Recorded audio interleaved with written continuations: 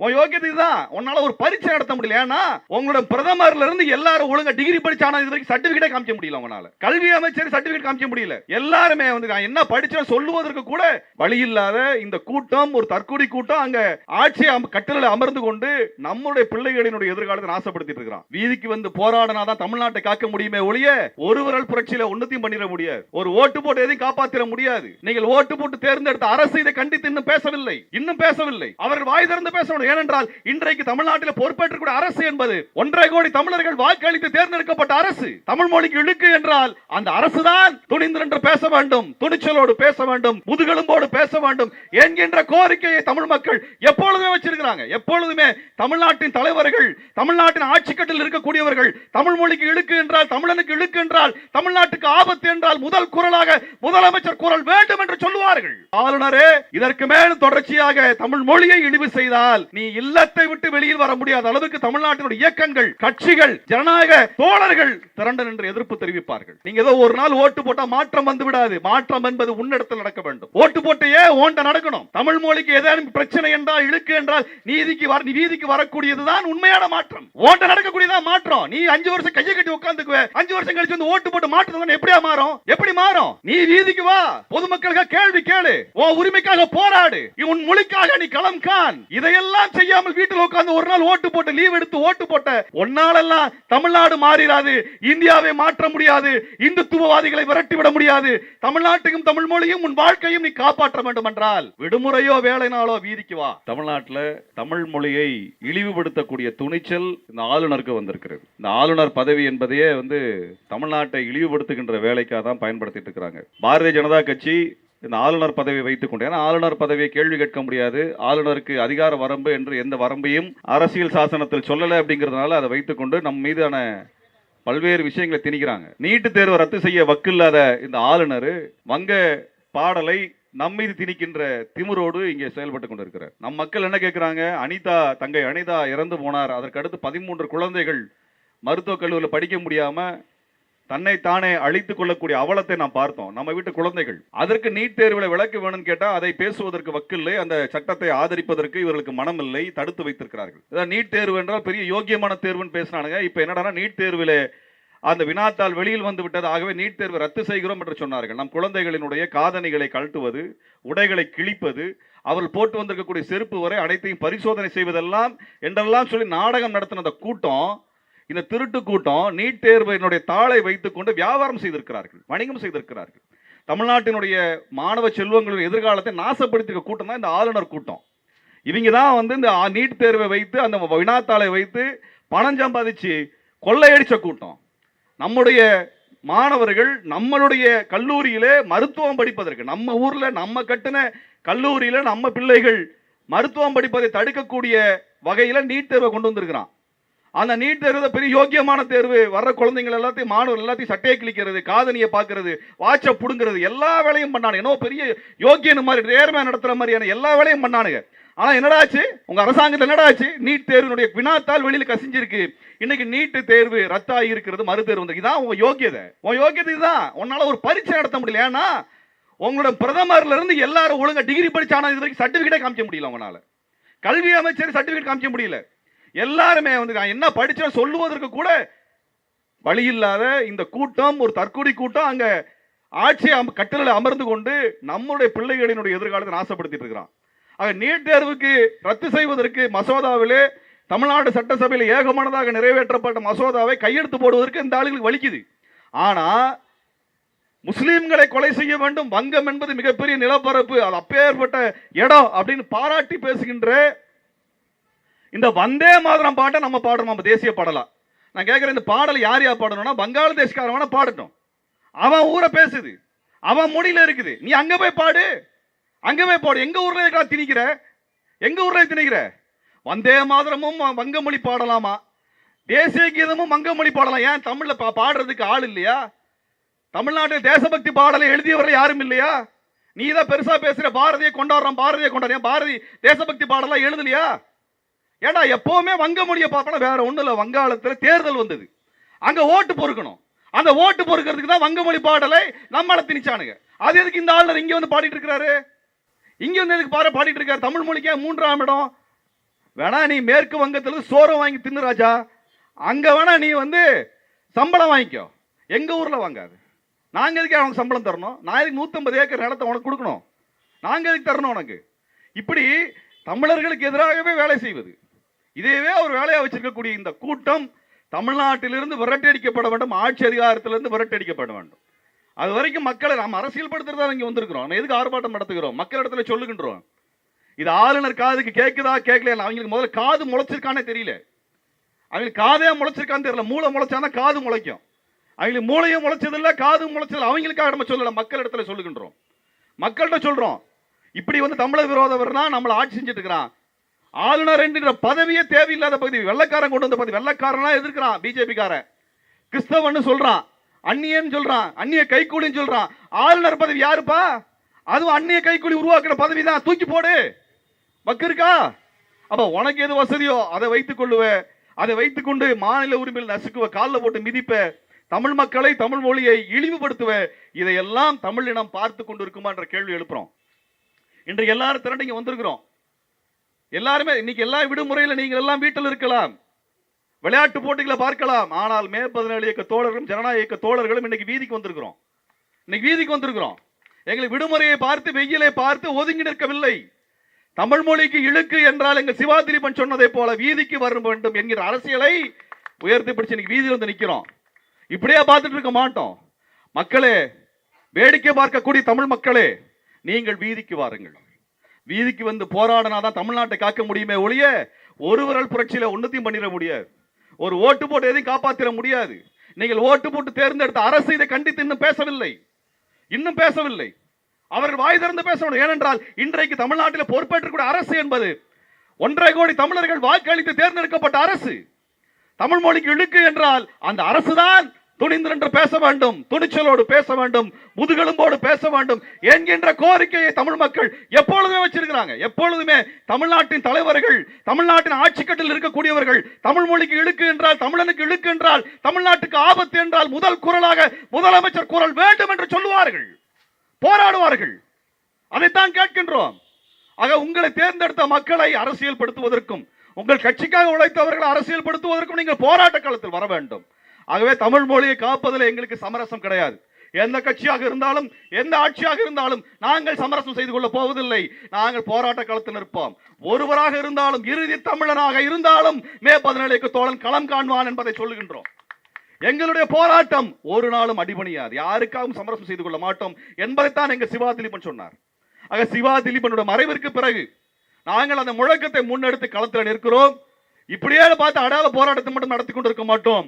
ஒட்டுமொத்த தமிழ்நாட்டின் ஜனநாயக இயக்கங்களை ஒன்று திரட்டி ஒரு பெரும் போராட்டத்தை, ஆளுநரே இதற்கு மேலும் தொடர்ச்சியாக தமிழ் மொழியை இழிவு செய்தால் நீ இல்லத்தை விட்டு வெளியில் வர முடியாத அளவுக்கு தமிழ்நாட்டினுடைய இயக்கங்கள், கட்சிகள், ஜனநாயக தோழர்கள் திரண்டு நின்று எதிர்ப்பு தெரிவிப்பார்கள். அது நடக்காத விஷயங்கள், நடக்க முடியாத விஷயம்லாம் இல்ல. ஜல்லிக்கட்டு போராட்டத்தில் தமிழன் திரண்டு எழுதான். காளை மாட்டிற்காக களம் கண்டவன் தாய்மொழி தமிழை காப்பதற்காக களம் வர மாட்டானா?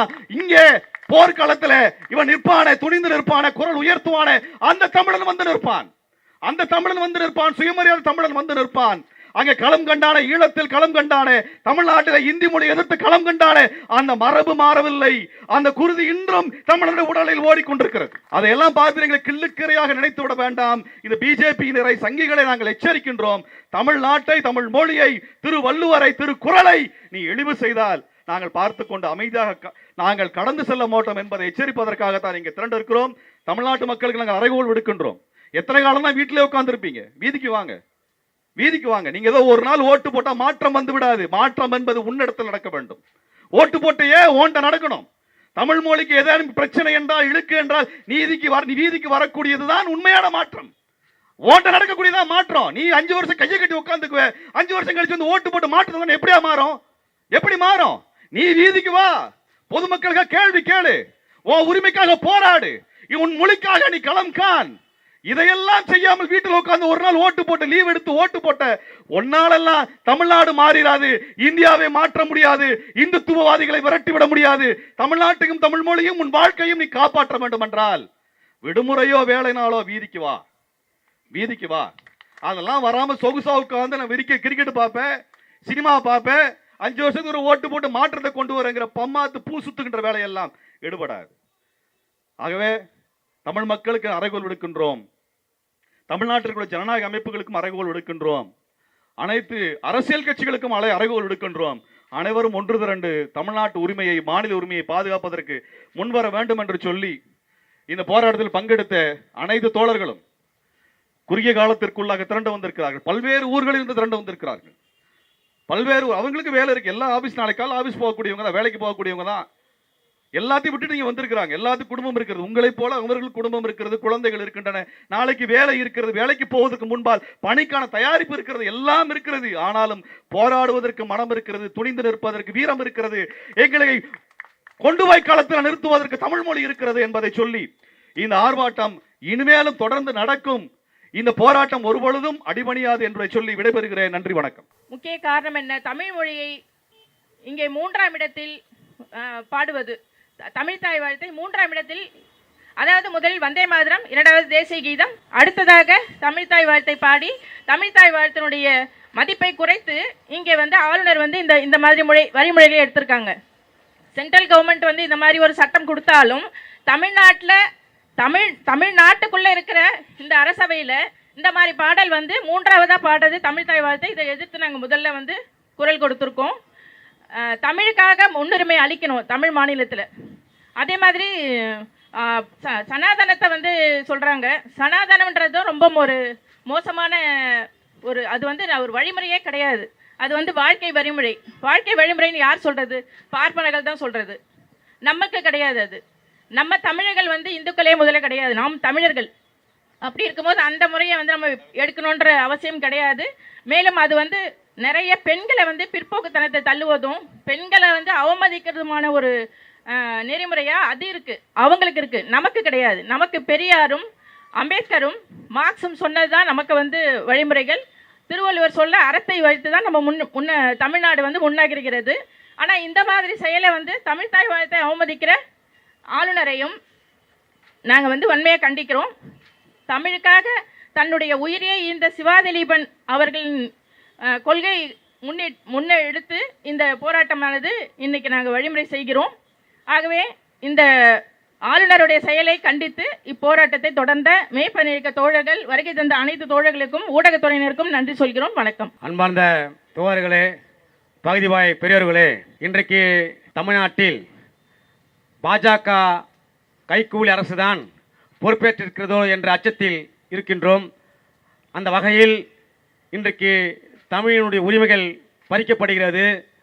தொடர்ந்து மே 17 தமிழ்நாட்டில் தமிழினத்திற்காகவும் தமிழ் மக்களுக்காகவும் தமிழ் மொழிக்காகவும் களத்தில் நின்று போராடுகிறார்கள். அந்த வகையில் தான் ஆற்றல் மிகு செயல் வீரர் தோழர் திலீபன் அவர்கள் இந்த மொழிக்காக தன் உயிரியை தியாகம் செய்திருக்கின்றார். அந்த வகையில்தான் நாங்கள் இன்றைக்கு ஆளுநரை கண்டித்து இந்த ஆர்ப்பாட்டத்தை நடத்தி கொண்டிருக்கின்றோம். அன்பார்ந்த தோழர்களே, எண்ணி பார்க்க வேண்டும். இந்தியா என்பது ஒரு மதசார்பற்ற நாடு. இந்த மதசார்பற்ற நாட்டில் அது தமிழ் மாநிலமாக இருந்தாலும் சரி, இந்திய ஒன்றிய அரசாக இருந்தாலும் சரி, இந்திய அரசியல் சட்டத்திற்கு கட்டுப்பட்டு தான். அப்படி இருக்கின்ற போது இங்கே ஆளுநர் அதிகாரம் அதிகமா, இந்திய அரசியல் சட்டத்திற்கு அதிகாரம் அதிகமா என்று சொன்னால், இந்த நாட்டை ஆளுவது இன்றைக்கும் பிரதமர் கிடையாது. இந்த நாட்டை ஆளுவது இந்திய அரசியல் சட்டம் தான். இந்திய அரசியல் சட்டம் சொல்லுகிறது மதசார்பற்ற நாடு என்று சொல்லுகிறது. ஆனால் இந்த நாட்டில ஆளுநர் மாளிகை என்பது இந்தியாவிலே இல்லையா? அவர்கள் இந்திய அரசியல் சட்டத்துக்கு கட்டுப்பட மாட்டார்களா என்று கேள்வி எழுகிறது. அன்பார்ந்த தோழர்களை, எண்ணி பார்க்க வேண்டும். இந்த வந்தே மாதரம் பாடல் என்பது எதற்காக பாடப்பட்டது, ஏன் இதை பாடுகிறார்கள் என்பதை எல்லாம் நாம் எண்ணி பார்க்க வேண்டும். தமிழ்நாட்டில் தற்கூரி ஆட்சி இன்றைக்கு நடைபெற்றுக் கொண்டிருக்கிறது. ஒருவேளை அவர்கள் தெரியாமல் இருக்கலாம். ஆனால் தோழர் நம்முடைய திருமுருகாந்தி அவர்கள் களத்தில் நின்று போராடக்கூடியவர். தமிழ்நாடு அரசியல் மட்டுமல்ல, இந்திய அரசியல் மட்டுமல்ல, உலக அரசியலையும் இன்றைக்கு அவர்கள் போல பேசுவது தமிழ்நாட்டில் யாரும் கிடையாது. அந்த வகையில இவர்களை போன்றவர்களெல்லாம் இவர்கள் கேட்க வேண்டும், வரலாற்றை கேட்க வேண்டும். வந்தே மாதம் பாடலை நான் கூட சொல்லியிருக்கிறோம். பக்கிம் சந்திர சட்டர்ஜி என்ற வங்காள பாப்பான் 1880 எழுதிய ஆனந்தமடம் என்ற வங்கமொழி நாவலில் இடம்பெற்றுள்ள ஒரு பாடல் தான் அது. எதற்காக என்று சொன்னால், அவர்கள் எல்லாம் முஸ்லிம்களை அழித்து ஒழித்துவிட்டு தேவி காளியம்மன் கோவிலில் எதிர பாடுகிறார்கள். அவர்கள் அந்த பாடல்தான், அந்த ஆனந்த மடம் என்ற நாவலில் இருக்கின்ற பாடல்தான் வந்தே மாதரம் பாடல். எதை குறிக்கிறது சொன்னால், இந்து மதத்தில் அதுவும் சனாதன இந்துக்களை ஆதரித்து முஸ்லிம்களை ஒழிப்பதற்கு ஆங்கிலேயர்களோடு கூட்டு சேர்ந்து இந்த நாட்டில இந்து ராஜ்யத்தை அமைப்பதற்காக வந்தே மாதரம் பாடலை உயர்த்தி பிடித்திருக்கிறார்கள். இதுவரையில அதுக்கு நூற்றாண்டு விழா என்று சொல்லி கூட இல்லாத நூற்றாண்டு விழாவை இந்தியா முழுவதும் பரப்புகிறார்கள். திட்டமிட்டு ஊடகத்தின் மூலமாகவே இது மாதிரி ஆளுநர்கள் எல்லாம் இன்றைக்கு நேற்று கூட வள்ளுவருக்கு காவி சாயம் பூசியிருக்கிறார்கள். அன்பார்ந்த தோழர்களே, தமிழ்நாட்டில் ஆளுநரை அடித்து விரட்டுகின்ற காலம் மிக விரைவில் வரும். ஆனால் அவர்கள் நினைக்கிறார்கள், தமிழர்களை கிள்ளிக்கரையாக நினைக்கிறார்கள், தமிழர்கள் மானமற்று சுரணையாற்று கிளிகிறார்கள். திலீபன் தன் உயிரை தியாகம் செய்த பிறகும் கூட மே 17 எங்களை போன்றவர்களையும் தமிழ்நாடு அரசும் இந்த பாஜக கூட்டமும் RSS கூட்டமும் என்ன நினைக்கிறது சொன்னால், இவர்கள் எல்லாம் கிள்ளுக்கீரிகள், இவர்களுக்கு என்ன செய்துவிட முடியும் என்று நினைக்கிறார்கள். அன்பார்ந்த தோழர்களை, பத்திரிகையாளர் ஊடகங்களை தெரிந்து கொள்ளுங்கள். உலகத்தில் ராணுவத்தை கட்டுப்படுத்த முடியும், காவல்துறையை கட்டுப்படுத்த முடியும், ஆனால் மக்கள் போராட்டத்தை கட்டுப்படுத்தியாத உலக வரலாறே கிடையாது. உலக சர்வாதிகாரியாக இருந்த ஹிட்லர் தற்கொலை செய்து கொண்டு செத்து போனவன் தான். அவன்தான் இந்த ஆரியத்தை தூக்கு பிடித்தான். அவனுக்கே மக்கள் அவ்வளவு பாடம் புகட்டிருக்கிறார்கள். எனவே எம்மாத்திரம் இந்த ஆளுநர் இந்த அரசியலமைப்பு சட்டத்தை விட்டுதர மாட்டோம். மதசார்பற்ற நாட்டில் இது போன்ற மத குருடிகளை பாடுவதை ஆளுநர் ஒரு நிமிடம் கூட ஆளுநர் இருக்கின்ற பொறுப்பும் தகுதியும் அற்றிருக்கிறார். எனவே ஆளுநரை உடனடியாக தமிழ்நாடு விட்டு வெளியேறுகின்ற போராட்டத்தை அறிவித்து நாங்கள் நாடு முழுவதும் பிரச்சாரத்தை கொண்டு செல்வோம். இது போன்ற தமிழர்களை எழுத்தி பிடிக்கலாம், அவர்களுடைய சித்தாந்தத்தை நடைமுறைப்படுத்தலாம் என்று எண்ண வேண்டாம். நீங்கள் மக்களுக்காக பாடுபட வேண்டும், மதத்துக்காக பாடுபடக்கூடாது. இது மக்கள் ஆட்சியை தவிர மதத்துக்கான அரசு இல்லை என்று சொல்லி இது போன்ற செயல்கள் நடப்படக்கூடாது. இந்த ஒருங்கிணைத்த மே 17 என்னுடைய வாழ்த்துக்களை ஒன்றில் தெரிவித்துக் கொள்ளு வாய்ப்புக்கு நன்றி கூறி விடைபெறுகிறேன். நன்றி, வணக்கம்.